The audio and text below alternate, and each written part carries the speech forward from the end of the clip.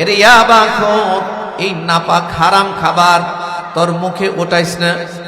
তোর মুখে এই ইয়াবা খাওয়ার জন্য এই মুখ তোরে আল্লাহ দেয় নাই। বিড়িখোর, এই বিড়ি টানবার জন্য তোমারে আল্লাহ জিহ্বা দেয় নাই। এখন মনে হয় রাগটা বেশি করে লাইছে, এই রাগটা বেশি। কারণ আমাদের সমাজে বিড়ি খাওয়াটারে এখন কোনো অপরাধেই মনে করা হয় না। এটা কোনো অপরাধেই না মনে করে, অপরাধেই না। অথচ এটা দুর্গন্ধ, দুর্গন্ধ। আমি হালাল হারামের মাসলায় যাইতেছি না, এটা দুর্গন্ধ। এই ফেরেশতারা দুর্গন্ধ সহ্য করে না, করতে পারে না।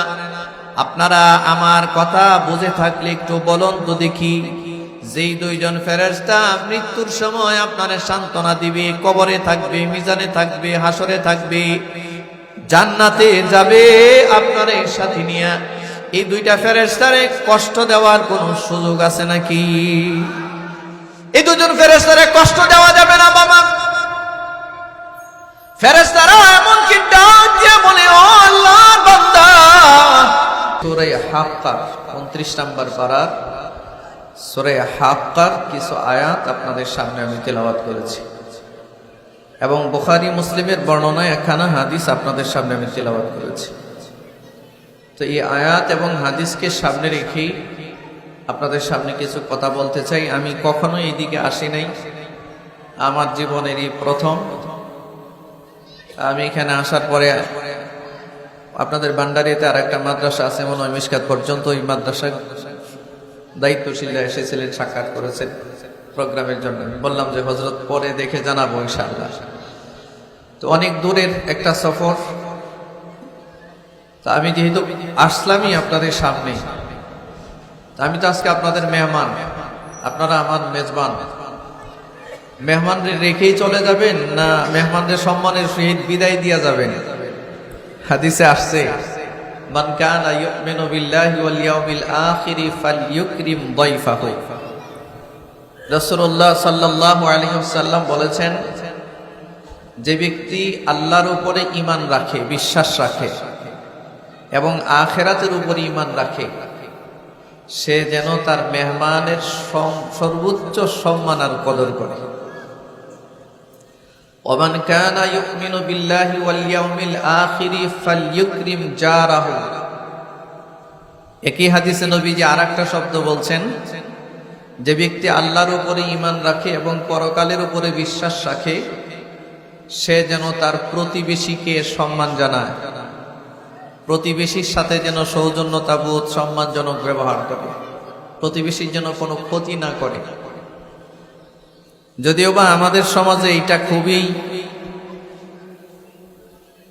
দুষ্প্রাপ্য একটা বিষয়। আমাদের সমাজে প্রতিবেশীর অত্যাচারে আরেক প্রতিবেশী এলাকা ছেড়ে চলে যায়, এমনও হয়, ঠিক না? একই হাদিসে নবীজি আরেকটা কথা বললেন। তো আমি হাদিসের 2 নাম্বার একটা অংশ বললাম, আমার দিকে খেয়াল করতে হবে, অ্যাটেনশনটা আমার দিকে দিতে হবে, আপনাদের মনোযোগটা আমার দিকে দিতে হবে।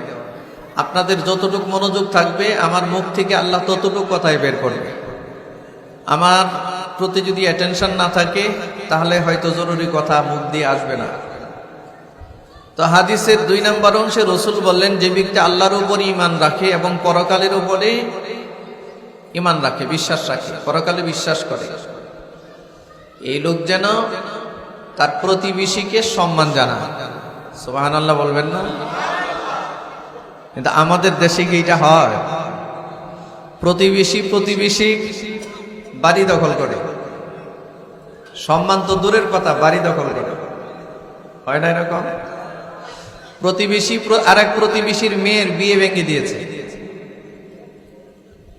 মানে আপনাদের এই পিরোজপুরের বরিশালের ভাষায় কি বলে আমি জানি না, প্রতিবেশীর মেয়েটার বিয়ে ঠিক, তো এই প্রতিবেশীর সহ্য হয় নাই যে ভালো একটা ছেলের সাথে বিয়ে ঠিক হয়েছে, পরিবারটা ভালো, ছেলেটা সরকারি চাকরি করে অথবা বিদেশে আছে অথবা আলেম বা সুশিক্ষিত মানুষ, এই ব্যক্তির পছন্দ হয় নাই, মিথ্যা কথা বলে, নিজের টাকা দিয়ে ছেলের বাড়িতে গিয়ে সিএনজি অটো রিক্সা ভাড়া করে নিজের টাকা দিয়ে বদনাম করে বিয়েটা ভেঙে দিয়েছে। এরকম ঘটনা কি আপনাদের ভান্ডারিয়াতে হয়? তাহলে এটা কি প্রতিবেশীর প্রতি সম্মান জানানো হইল, না তার সর্বনাশ করা হয়েছে? এরপরে 3 নম্বরে রাসূল বলেন, ওমান কানা ইউমিনু বিল্লাহি ওয়াল ইয়াউমিল আখির ফালইয়াকুল খায়রান আও লিয়াসমুত।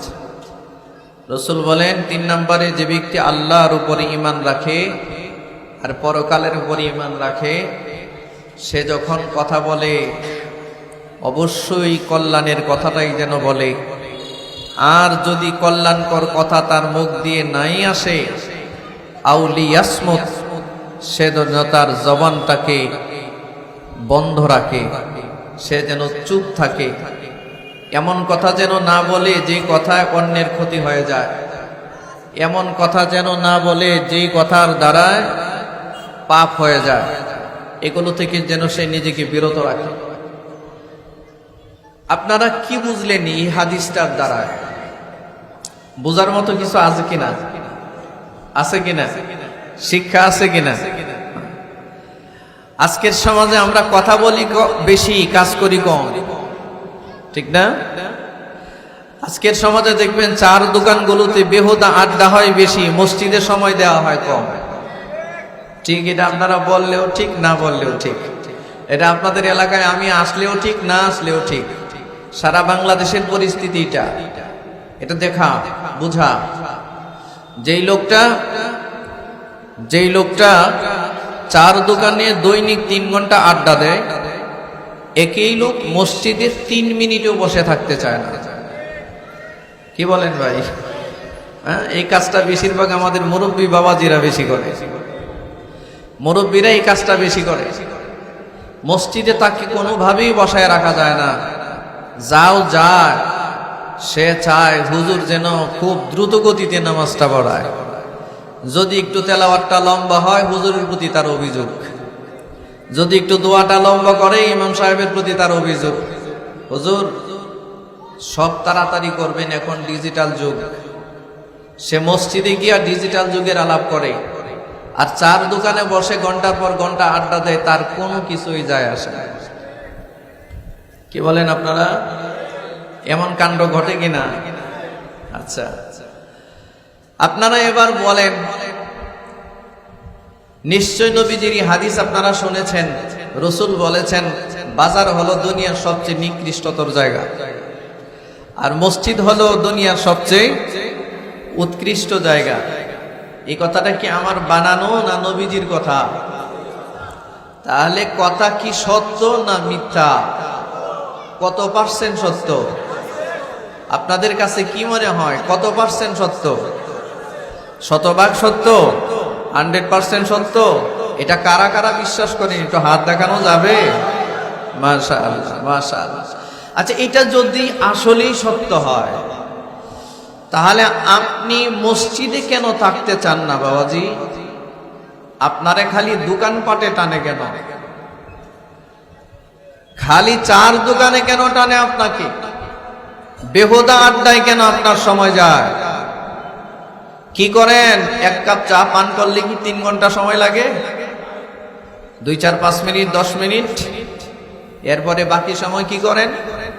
হয় টেলিভিশনে উলঙ্গ সিনেমা দেখতেছেন, আর নতুবা কেউ গীবত করতেছে, সেই গীবতটা আপনি শুনতেছেন, অথবা আপনি কারো না কারো গীবত করতেছেন। আজকালকার তো বাংলাদেশের এক একটা চার দোকান হয়ে যায় এক একটা সংসদ ভবন।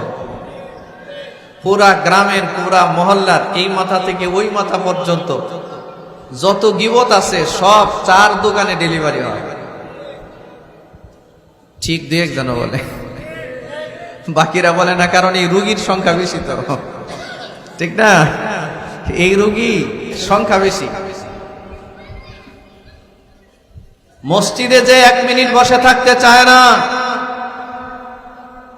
চার দোকানে যে 3 ঘন্টা বসে থাকে, বুঝতে হবে এই লোকটারে দেখতে মানুষ দেখা যায়, দেখতে মুসলমান মনে হয়, কিন্তু মনুষ্যত্ব বোধ আর মুসলমানিত্বের অংশ বিশেষ আর তার কাছে বাকি নাই, নাই কিছু আর। এটা ফাঁকা। চেহারাতে দেখা যায় মুসলমানিত্ব, ভিতরে কিছু নাই, এটা ফাঁকা। মনে রাখবেন, জবান থাকলেই কথা বলা যায় না বাবাজি। মনে রাখবেন, ক্ষমতা থাকলেই দেখানো যায় না। জবান আল্লাহর দেওয়া। কার দেওয়া? প্রতিটা কথার হিসাব আল্লাহ নিজে নিবেন প্রত্যেকটা মানুষের কাছ থেকে, ইন্ডিভিজুয়ালি ভাবে নিবেন, আলাদা আলাদা। আল্লাহ তাআলা কোরআন মাজিদে বলেছেন, বিসমিল্লাহির রহমানির রহিম,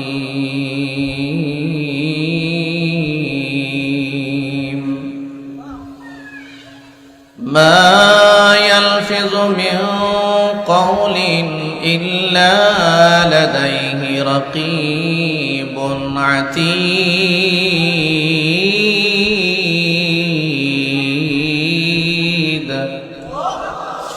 আল্লাহ বলেন, ও বান্দা, তোমার মুখ থেকে যা উচ্চারিত হয়, তোমার পুরো জীবনে যত কথা বলেছ, মসজিদে বসেই কি বলেছ, আর দোকানপাটে বসেই কি বলেছ, একাকী কি বলেছ, আর জনসম্মুখেই বা কি বলেছ, দুইজনে মিলে কি বলেছ, আর তিনজনে মিলেই বা কি বলেছ, প্রত্যেকটা কথার হিসাব আমি আল্লাহ তোমার কাছ থেকে নিব। এটা কিন্তু কোরআন মাজিদের আয়াত। বাবাজি, আপনারা দখল করেছেন চার দোকান, আর আমার এই যুবক ভাইগুলোর হাতে উঠাইয়া দেওয়া হয়েছে এই লম্বা লম্বা বড় বড় মোবাইল। এরা সারাক্ষণ মোবাইল নিয়ে ব্যস্ত। এদের হাতে দেওয়া হয়েছে মদ, এদের হাতে উঠাইয়া দেওয়া হয়েছে গাঁজা, এরা এখন ইয়াবা খায়। আপনাদের এলাকায় মনে হয় এগুলো নাই, কোন নেশাখোর নাই মনে হয়। নেশা করে নাকি? হ্যাঁ, আজকের আমাদের এই যুব সম্প্রদায়টা নেশায় ডুবে গেছে, ডুবে গেছে। যার ঘরে একটা নেশাখোর আছে, সে জানে তার ঘরটা জাহান্নামের কয় নাম্বার শ্রেণীতে বাস করে। জাহান্নামের স্বাদ ভোগ করার দরকার নাই যদি কারো ঘরে একটা নেশাখোরের জন্ম হয়। এ পুরা ঘরটার এবং ঘরের বাকি বাসিন্দাদেরকে জাহান্নামের একটা স্বাদ উপভোগ করায় আসা। ঠিক কিনা? জোরে বলেন। এটা ঠিক আপনারা বুঝবেন না, যার ঘরে অবশ্য নেশাখোর আছে সে ভালো বুঝে। মা মানে না, বাপ মানে না, মুরব্বী মানে না, কোনটা হালাল, কিসের হালাল হারাম। ও করে নেশা, খায় গাঁজা, খায় ইয়াবা, খায় মদ, খেলে জোয়া। আছে কি এগুলো? এই সামাজিক বেদিগুলো আমাদের সমাজে আছে কিনা? এই সামাজিক বেদিগুলো আমাদের সমাজে আছে কিনা? ভরপুর সমাজ আজ ভরপুর। নেশা খেয়ে বাবাকে হত্যা করেছে এমন দৃষ্টান্ত এই দেশে আছে কিনা? নেশার টাকার জন্য নিজের মাকে হত্যা করেছে এমন দৃষ্টান্ত আছে কিনা? নেশার টাকা জোগাড় করতে না পেরে নিজের বিবি বাচ্চা, এই যে গত মানে কয়েকদিন আগে গাজীপুরে না কোথায়, নিজের স্ত্রী, নিজের বাচ্চা, নিজের ছেলক যা আছে সবকিছু কি পাঁচজনকে নিজে গলা কেটে জবাই করে হত্যা করেছে শুধুমাত্র নেশার টাকা জোগাড় করতে পারে। বাবাজি, আমাদের এই সমাজের ভবিষ্যৎ বড় অন্ধকার, আমাদের রাষ্ট্রের ভবিষ্যৎ বড় অন্ধকার। একটা সমাজের যুব সম্প্রদায় যখন ধ্বংস হয়ে যায়, এই রাষ্ট্র ভালো পাংচার করতে, ভালো বা সামনে ভালো কিছু আশা করা যায় না। কারণ আমাদের ভবিষ্যৎ এই যুবকদের উপর। এদের হাতে উঠায় দেওয়া হয়েছে গাঁজা, ইয়াবা, এদের হাতে আজকে মারণাস্ত্র। আপনাদের এলাকার খবর জানি না, ঢাকায় আমরা যারা বসবাস করি, এমন কোন গলি নাই, এমন কোন অঞ্চল নাই যেখানে কিশোর গ্যাং নাই। কিশোর গ্যাং, ছোট ছোট বাচ্চারা ক্লাস 5, 6, 7-এ পড়ে, এরা সবাই মিলে কিশোর গ্যাংয়ের নামে এক একটা সন্ত্রাসী সংগঠন গঠন করছে। এরা যারে মনে চায় তারই কুপায়, যারে মনে চায় তারে গুলি দেয়। একটা রাষ্ট্রের কিশোর সম্প্রদায়ের যদি হালত হয় এমন, একটা রাষ্ট্রের যুব শক্তিগুলো যদি হয় ধ্বংস, একটা রাষ্ট্রের বুড়া মানুষগুলো যদি 3 ঘন্টা প্রতিদিন 4 দোকানে দেয় আড্ডা, এই রাষ্ট্র ঠিক মতো চলবে না, এটা ফাংশন করবে না, এই সমাজ সুস্থ হবে না। এই সমাজে লোক দেখানো কিছু ইবাদত হবে কিন্তু কোরআন সুন্নাহর বাস্তবায়ন এই সমাজে হবে না। আর যতক্ষণ পর্যন্ত কোরআন সুন্নাহর বাস্তবায়ন হয় না, ততক্ষণ পর্যন্ত সমাজ সুন্দর হয় না, সুশৃঙ্খল হয় না, শান্তির সমাজ গড়ে ওঠে না। ঠিক না? আল্লাহ আমাদেরকে হেফাজত করেন, আল্লাহ আমাদেরকে হেফাজত করেন। আজকে দেখবেন আমাদের সমাজে অযথা কথা বলার মানুষ বেড়ে গেছে, কাজের মানুষ নাই। আল্লাহ আপনি আমাদেরকে বুঝ দিয়া দেন, সবাই বলে না আমিন। বাবাজি, প্রতিটা মানুষ দুনিয়াতে আসার সাথে সাথে তার কাঁধের মধ্যে 2 জন ফেরেশতা আল্লাহ বসায়া দেয়। এটা তো আপনারা জানেন না? আল্লাহ কোরআন মাজিদে বলেন, কিরামান কাতিবিনা ইয়ালামুনা মা তাফআলুন।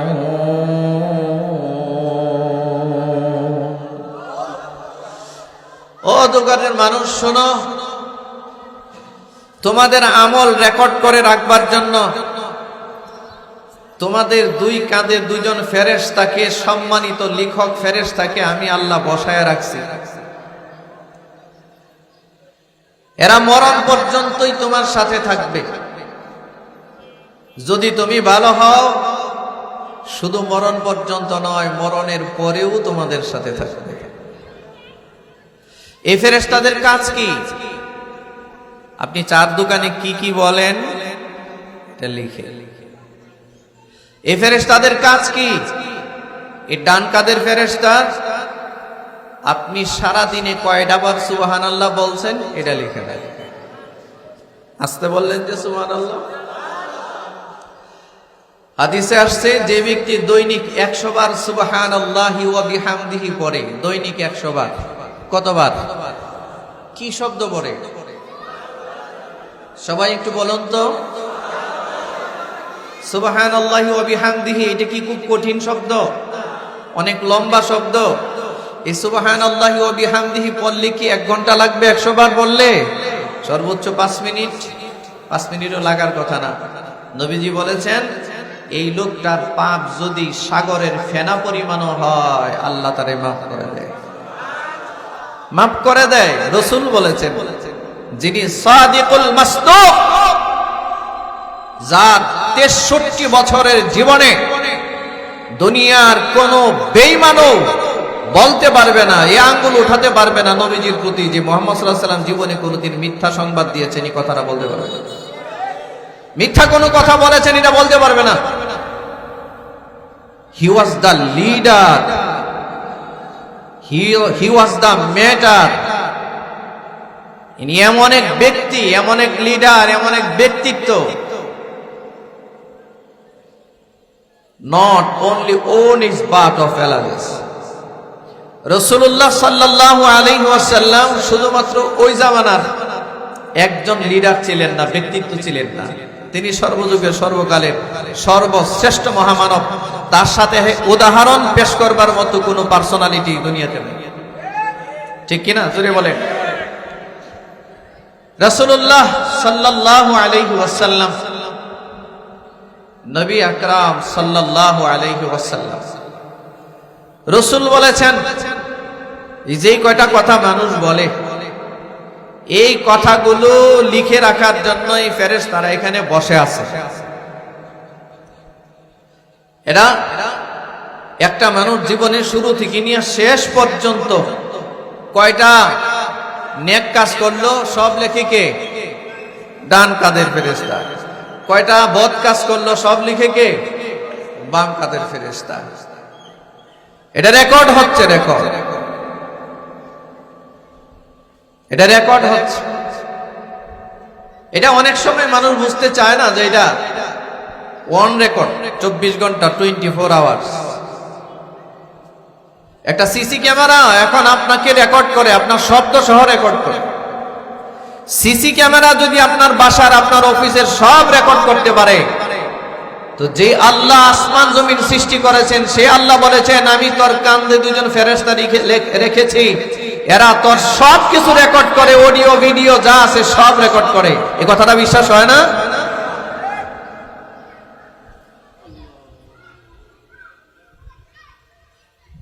কোরআন মাজিদে আল্লাহ বলেছেন, ইন্নাল্লাযীনা ক্বালু রাব্বুনাল্লাহ,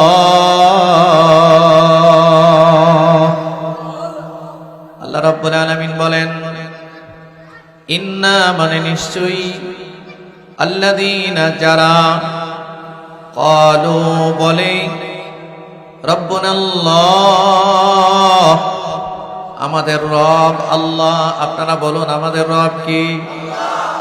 আস্তে বলবেন না, একটু জোরে বলুন আমাদের রব কি? এই শাহাদাত আঙ্গুলটা উপরে উঠায়া সাক্ষী দেন, বলেন আমাদের রব কি? আর একটু জোরে বলেন আমাদের রব কি? তো আল্লাহ বলেন এই কথাটা যারা স্বীকার করে, যারা বলে আমাদের রব আল্লাহ, শুধু বলার মধ্যে থেমে থাকে না, সুম্মাস্তাকামু, এই কথাটার উপরে দৃঢ় থাকে, অবিচল থাকে, অনড় থাকে। আল্লাহ বলেন এদের যখন মরণের সময় হয়, মরা লাগবে না? আপনাদের এলাকায় লোকজন মরে না? জীবনে কত মানুষের জানাজায় গেছেন, জীবনে কত মানুষের খাটিয়া বহন করছেন, জীবনে কত মানুষের মৃত্যু পরবর্তী খাবার গ্রহণ করতে গেছেন, গেছেন না?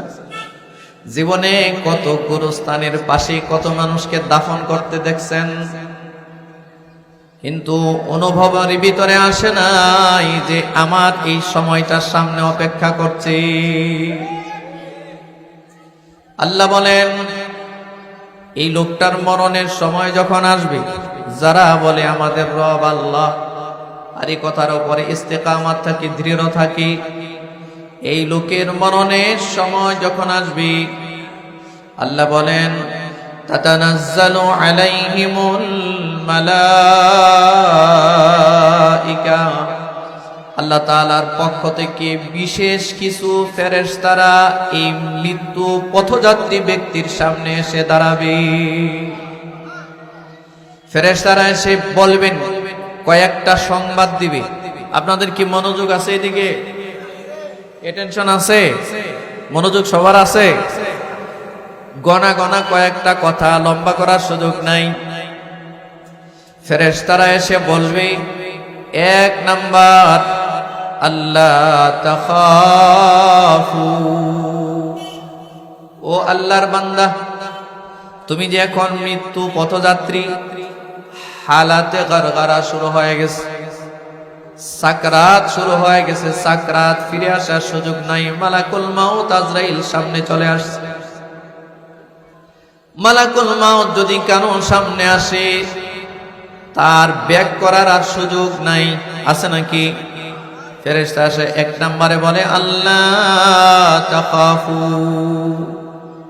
এই যে তুমি এখন মারা যাবে, কবরে যাবে, আলো নাই, বাতাস নাই, এসি নাই, ফ্যান নাই, বড় কোনো জায়গা নাই, 3.5 হাতের একটু জায়গা, ডানে বামে তাকাইলে মাটি আর মাটি, এমন একটা অন্ধকার সাপ বিচ্ছুর ঘরে যে তুমি যাবে।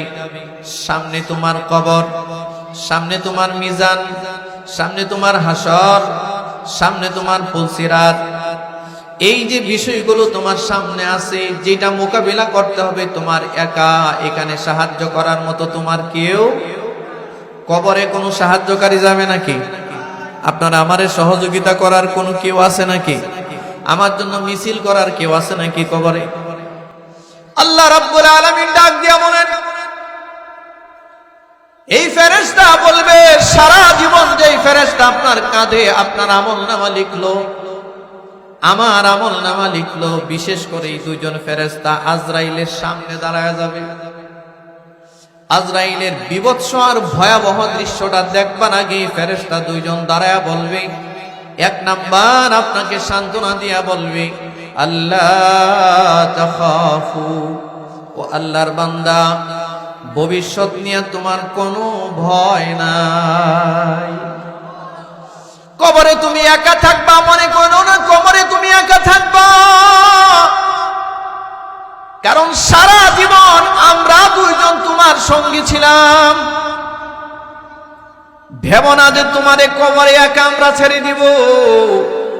এর পরের আয়াতে আল্লাহ বলেন, নাহনু আউলিয়াউকুম ফিল হায়াতিদ দুনিয়া ওয়া ফিল আখিরাহ। আল্লাহু আকবার। ফেরেশতা দুইজন ডাক দিয়া বলবে, আমরা দুনিয়াতেও যেমন তোমার বন্ধু ছিলাম, আমরা পরকালেও তোমার এমন বন্ধুই থাকবো।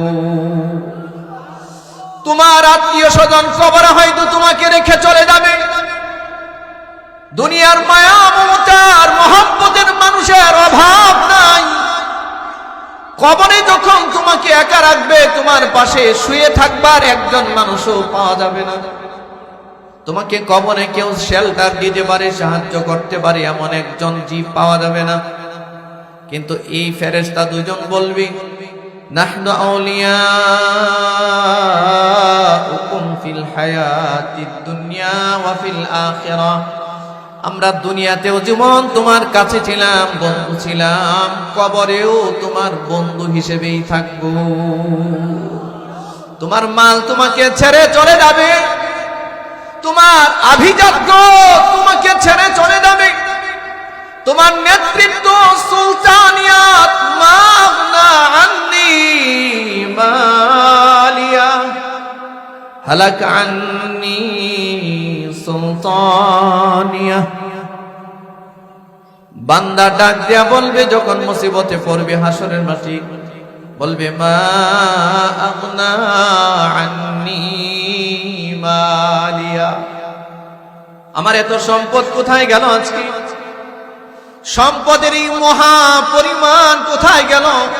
এত নেতৃত্ব, এত কর্তৃত্ব, এত সমাজের আধিপত্য, রাষ্ট্রের আধিপত্য আজ কোথায় গেল?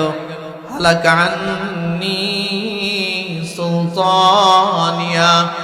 আমার ক্ষমতা, আমার কর্তৃত্ব, নেতৃত্ব আজ ধ্বংস হয়ে গেল বলবে। তো ফেরেশতা দুজন ডাক দিয়া বলবে, ও আল্লাহর বান্দা, তুমি একথা মনে করো না যে তুমি কবরে একা থাকবে। দুনিয়াতে যেমন সাথে ছিলাম, আমরা কবরেও তোমার সাথে থাকবো। যতদিন কবরে থাকবে ততদিনই সাথে থাকবো। সুবহানাল্লাহ যে বলতে ইচ্ছা করলো না। এটা এক নাম্বার সংবাদ। দুই নাম্বার বলবে, ফেরেশতারা বলবে, আমরা কবরে যেমন তোমার সাথে থাকবো, হাসরের মাঠেও তোমার সাথে আমরা থাকবো। সুবহানাল্লাহ।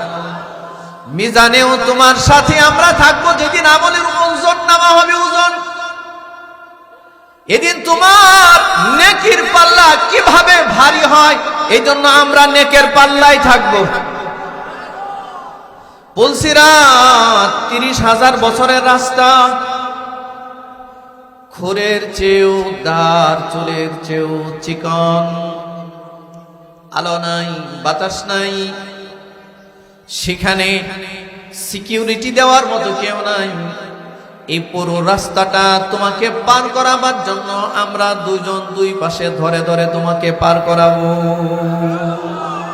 এটার নাম হচ্ছে নাহনু আউলিয়াউকুম ফিল হায়াতিদ দুনিয়া ওয়া ফিল আখিরাহ। আমরা দুনিয়াতেও যেমন তোমার বন্ধু ছিলাম, পরকালেও আমরা তোমার বন্ধুই থাকবো। এই ফেরেশতারা বলবে, এই দুইজন ফেরেশতা। দুই নাম্বার আর একটা সংবাদ দিয়া বলবে, শুধু পুলসিরাত নয়, জাহান্নাম থেকে তোমাকে বাঁচায়া কেমনে তোমারে জান্নাতে ঢুকানো যায় এবং জান্নাতে পৌঁছানো পর্যন্ত আমরা তোমার সাথেই থাকবো। জবান খুলে জুড়ে বলেন সুবহানাল্লাহ। জান্নাত পর্যন্ত এই দুজন ফেরেশতা নাকি সাথেই থাকবে। সুবহানাল্লাহ। ফেরেশতারা এরপরে আরেকটা সংবাদ দেয়, এটা ভবিষ্যতের ভয় থেকে বাঁচানোর জন্য। 2 নম্বরে একটা সংবাদ দিয়া বলেন, ও ফেরেশতা শোনো, ওয়ালা, ও আল্লাহর বান্দা শোনো, ওয়ালা তাহজানু, এটা তো ভবিষ্যৎ থেকে তোমাকে আমরা সন্তুষ্টিজনক খবর দিলাম। ভবিষ্যৎ নিয়ে তুমি কোনো টেনশন করবে না, ভবিষ্যৎ নিয়ে ভয় পাও না যে কবরে তোমার কি হবে, মিজানে তোমার কি হবে, হাসরে তোমার কি হবে, পুলসিরাতে তোমার কি হবে, শাফাআতের মাঠে তোমার কি হবে, এটা নিয়ে তুমি ভয় পেও না। আমরা দুনিয়াতে যেমনি ছিলাম সেই জায়গাগুলোতে এমনিই তোমাকে সিকিউরিটি দিব। সুবহানাল্লাহ। 2 নাম্বার মানুষের টেনশন হলো ওয়ালা তাহজানু। ফেরেশতারা বলবে তোমার কোনো টেনশন নাই, চিন্তা নাই। তুমি হয়তো ভাবতেছো সারা জীবন হালাল পথে ইনকাম করে সুন্দর একটা বাড়ি বানাইছো, হালাল পথে ইনকাম করে সম্পদ করছো, তোমার বিবি বাচ্চা দুনিয়ায় রয়ে গেছে। মনে মনে ভাবতেছো এই যে আমি মরে যাচ্ছি, আমার বাচ্চার কি হবে, আমার বিবির কি হবে, আমার অর্জিত সম্পদের কি হবে।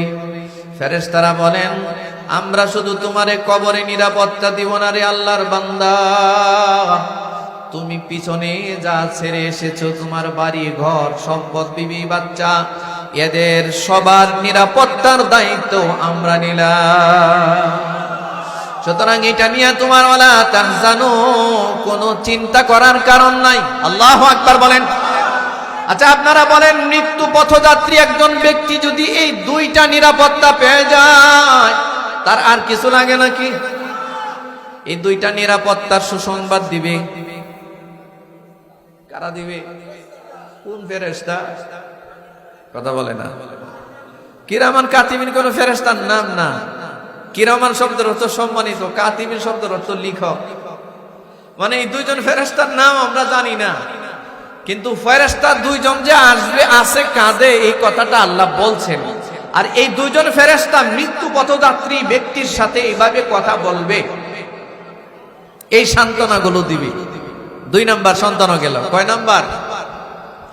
3 নাম্বারে দিবে একটা সুসংবাদ দিয়ে বলবে ওয়া আবশিরু বিল জান্নাহ। আল্লাহর বান্দা এই যে দিকে তাকান, দেখেন আমার দিকে মুতাওয়াজ্জিহ হন। ফেরেশতা এভাবে আপনার তৈরি করা জান্নাতটা হাতে নিবে, হাতে নিয়ে এইটা এমনি দেখাবে, দেখায়া বলবে ওয়া আবশিরু বিল জান্নাহ, এই যে তোমার জান্নাত, এই জান্নাতের সুসংবাদটা নাও। আপনাদের কাছে মনে হয় হুজুর হাদিসে আল্লাহর রাসূল বলেছেন সর্বনিম্ন জান্নাত হবে এই দুনিয়ার 10টা দুনিয়ার সমান। এত বড় একটা জান্নাত ফেরেশতা হাতে নিয়ে কেমনে দেখাবে? এটা টেনশনও আসতে পারে অনেকের মনে। আপনাদের কি মনে হয় পারবে না? ফেরেশতারা মনে হয় আমাদের মতো দুর্বল। একটা ছোট্ট মোবাইলের মধ্যে যদি সারা দুনিয়া ঢুকায়া রাখা যায়, আর এটা যদি ভিডিওটা ছেড়ে দিয়া সারা দুনিয়া দেখা যায়, তো এই জান্নাতটা কেন ফেরেশতা দেখাইতে পারবে না? এটা অসম্ভবের কিছুই না, ঠিক কেন ধরে বলে? ফেরেশতা ডাক দিয়া বলবে ওয়া আবশিরু বিল জান্নাহ, ও আল্লাহর বান্দা তুমি আল্লাহর তৈরি করা জান্নাতের সুসংবাদ গ্রহণ করো। আল্লাতী কুনতুম তুআদুন,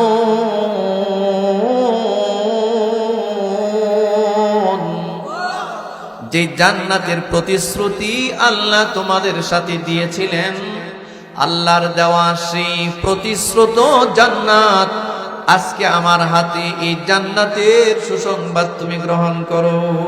সুবহানাল্লাহ। এই 3টা দুইটা সুসংবাদ দিবে ফেরেশতারা। এই দুইটা ফেরেশতা মৃত্যু পথযাত্রী একজন বান্দাকে এই তিনটা সুসংবাদ দিবেন, কিন্তু এই ফেরেশতাগুলো সবাইরে এই সুসংবাদ দিবে না। এটা দুর্ভাগ্যজনক ব্যাপার। এই ফেরেশতারা সবাইরে এই সুসংবাদটা দিবে না। ফেরেশতারা সবাইরে এই সুসংবাদ দেওয়ার মতো ব্যবস্থা থাকবে না। আপনারা বলেন, যে ব্যক্তি গাঁজা খায়, ইয়াবা খায়, যে মদ খায়, যে মারে বাবারে মারে, মুরব্বীদের সম্মান করে না, রাত যায়, দিন যায়, সপ্তাহ যায়, মাস যায়, মসজিদের সাথে যার কোনো সম্পর্ক নাই, বলেন তো দেখি এই ফেরেশতা কি তারে সুসংবাদ দেওয়ার কোনো ব্যবস্থা আছে নাকি? এদিকে খেয়াল করেন ভাই, এদিকে খেয়াল করেন। ও আল্লাহর বান্দারা, একটা মানুষ যখন বিড়ি টান দেয় মুখটার মধ্যে দুর্গন্ধ হয়। একটা মানুষ যখন গাঁজা খায় মুখে দুর্গন্ধ হয়, হয় কি হয় না? একটা মানুষ যখন মদ খায় মুখে কি সুঘ্রাণ হয় নাকি? মদখোরের মুখে কি সুঘ্রাণ নাকি দুর্গন্ধ? ইয়াবা খোরের মুখে কি সুঘ্রাণ না দুর্গন্ধ? আচ্ছা আপনারা বলেন, সুদখোর আপনাদের সমাজে আছে কিনা?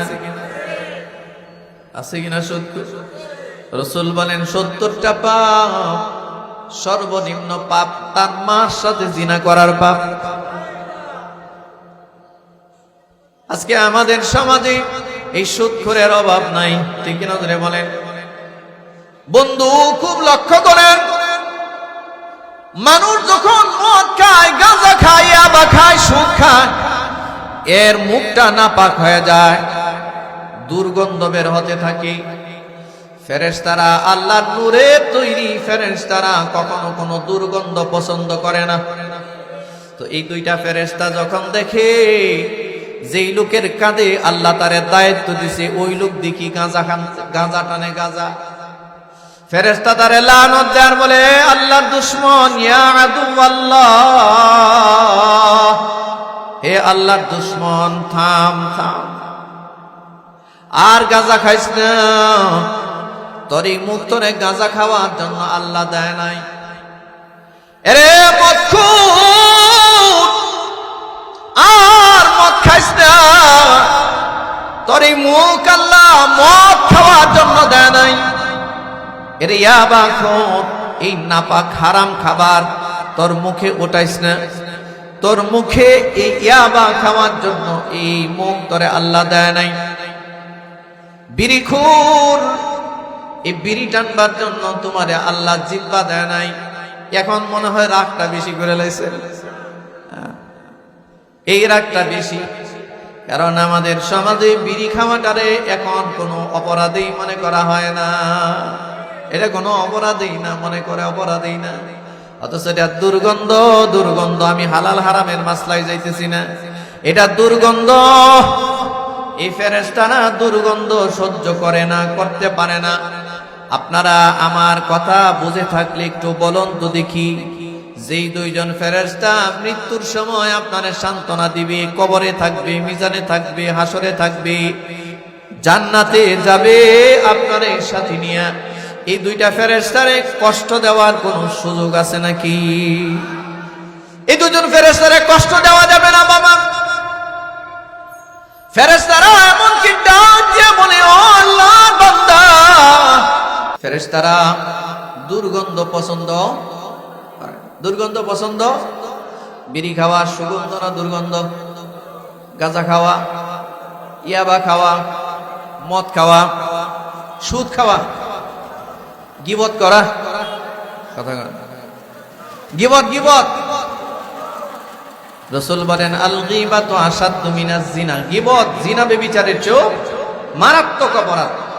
এই দোকানপাটগুলোর মধ্যে চলেই গীবতের আড্ডা, চলেই গীবতের আড্ডা। এমনকি বাংলাদেশের কিছু কিছু মসজিদের বারান্দায় নামাজ পড়ে মুসল্লিরাও গীবতের আড্ডা বসায়, ওই মসজিদের কোণার মধ্যে বসে গীবত করতেছে। এরকম ঘটনা ঘটে কিনা? আল্লাহ আপনি আমাদেরকে হেফাজত করেন। জোরে বলেন আমিন জোরে। ও আল্লাহর বান্দারা খুব লক্ষ্য রাখবেন, এই যে ফেরেশতারা আপনার এই সান্ত্বনার বাণী শোনায় মরার সময়, তো এই ফেরেশতারা গুলোর কিন্তু কষ্ট দেওয়া যাবে না। ফেরেশতা ডাক দিয়া বলে, রে নাফরমান, এই জবান দিয়া গাঁজা কেমনে টানস, এই জবান দিয়া মদ খাস কেমনি? মানুষ যখন মার পেটে ছিল, আপনি আমি যখন মার পেটে ছিলাম, কেউ কেউ 9 মাস, কেউ কেউ 10 মাস, কেউ কেউ 10 মাস 10 দিন, ঠিক না? এটা লাশ সীমানা। এই যে মার পেটে 10টা মাস পর্যন্ত আল্লাহ আপনাকে আমাকে বাঁচায় রাখছেন, আল্লাহ যে খাওয়াইছেন, এটা কেমনে খাওয়াইছেন? মুখ দিয়া না নাভি দিয়া? মুখ দিয়া না নাভি দিয়া?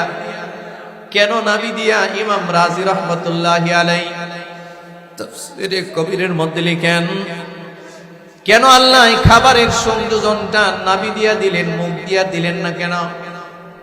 আচ্ছা, যেটা নাভি দিয়া দিছেন এটা কি মুখ দিয়া আল্লাহ দিতে পারতেন না?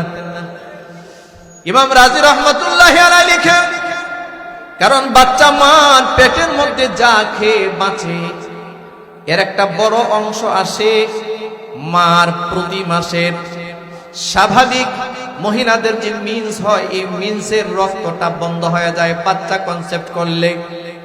বাচ্চা যদি কেউ গর্ভধারণ করে, এই মহিলার মিন্সের রক্ত বন্ধ হয়ে যায়। এই রক্তটাকে পিউরিফাই করে, শরীরের আরো অন্যান্য অংশ পিউরিফাই করে। আল্লাহ এই অপবিত্র রক্তটাকে আল্লাহ পিউরিফাই করে, এটা নাভির মাধ্যমে সংযোগ দিয়া 10টা মাস পর্যন্ত মার পেটে বান্দারে বাঁচায় রাখে। মার মাসিক বন্ধ করে দিয়া মার পেটে আপনারে বাঁচায় রাখে। খাবারটা নাভি দিয়া সংযোগ দিছে, মুখ দিয়া দেয় নাই। না দেওয়ার কারণ হলো আল্লাহ চাইছে বান্দারে এই মুখটারে আমি পবিত্র রাখলাম, কারণ তুই না এই মুখ দিয়া আমি আল্লাহর পবিত্রতা বর্ণনা করবি। সুবহানাল্লাহ।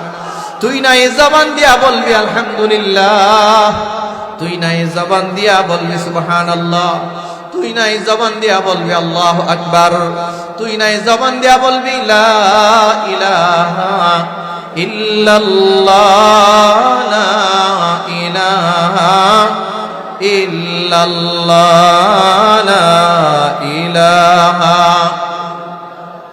একটু তাসবিহ পড়েন, পড়েন লা ইলাহা ইল্লাল্লাহ, লা ইলাহা ইল্লাল্লাহ, লা ইলাহা ইল্লাল্লাহ, লা ইলাহা ইল্লাল্লাহ। এই তাসবিহের মধ্যে মনে মজা নাই? মজা নাই? আপনারা বলেন, এই যে তাসবিহগুলো আমরা পড়ব, মুখ দিয়া পড়ব, আল্লাহর বরত্বের ঘোষণা দিবে বান্দা তোমার মুখ দিয়া। আল্লাহর কালাম তুমি তেলাওয়াত করবে। আল্লাহ বলেন, বান্দারে আমার কালাম যে মুখ দিয়া তেলাওয়াত হবে, আমার বরত্ব যে মুখ দিয়া বর্ণনা হবে, আমার তাসবিহ যে মুখ পড়বে, আমার এই মুখটা দিয়া, তোমার এই মুখটা দিয়া আমি কোন নাপাক খাবারের সংযোগ দিলাম না। মুখটারে পবিত্র রাখলাম। মার পেটে আমি তোর মুখ পবিত্র রাখলাম, যাতে করে তোর মুখের মধ্যে কোনো নাপাক খাবার না উঠে, হারাম খাবার না উঠে। আর সেই মুখটা দিয়া তুমি গাঁজা খাও, সেই মুখ দিয়া তুমি ইয়াবা খাও, সেই মুখ দিয়া তুমি মদ খাও, তোমার বিবেকে কি একটু বাঁধে না? ও আল্লাহর বান্দারা, আজকের যুব সমাজ এইভাবে ধ্বংস হয়ে গেছে। যুব সমাজের মুখের মধ্যে মদ, গাঁজা, ইয়াবা, আর মুরব্বীদের মুখের মধ্যে বিড়ি, সিগারেট, আর গিবত গিবত গিবত। ঠিক বললেও ঠিক, না বললেও ঠিক। জোরে সুরে বলেন ঠিক কিনা? জোরে সুরে বলেন। যুবক ধ্বংস হয়েছে মদে, গাঁজায়, ইয়াবায়, নেশায়, বেয়াদবিতে। আর এই মুরব্বীরা ধ্বংস হয়েছে বিড়িতে, বিড়িতে, বিড়িতে। এই মুরব্বীরা ধ্বংস হয়েছে চার দোকানের মধ্যে বসে বসে গিবত আর শেখায়াতে। এমন এমন পণ্ডিত আছে, পুরা গ্রামের যত গিবত আছে সব বিনা পয়সায় ডেলিভারি দেয়। হয় কি হয় না? তো এই মুখ দিয়া কিভাবে আমরা নাপাক বস্তু খাচ্ছি? এখান থেকে আমাদের ফিরতের দরকার আছে কিনা, ফিরে আসার প্রয়োজন আছে কিনা বলুন। কারা কারা চেষ্টা করবো ইনশাআল্লাহ? বলেন আর গীবত করবো না, আর গীবত করবো না ইনশাআল্লাহ।